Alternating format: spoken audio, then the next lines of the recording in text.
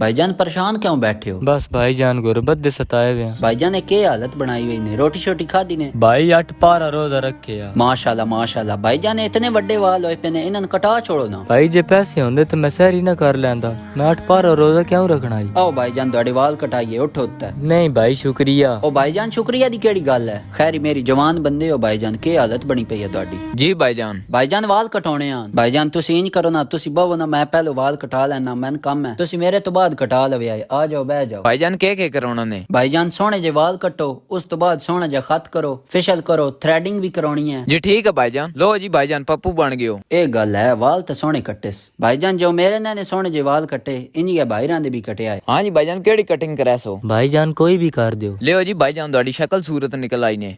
मेहरबानी भाईजान। ओ मेहरबानी केड़ी भाईजान, पैसे दियो। पैसे भाई और को नहीं दे के गए। ओ ताक का गेन। पैसे मेरा निक्का भाई दे सी।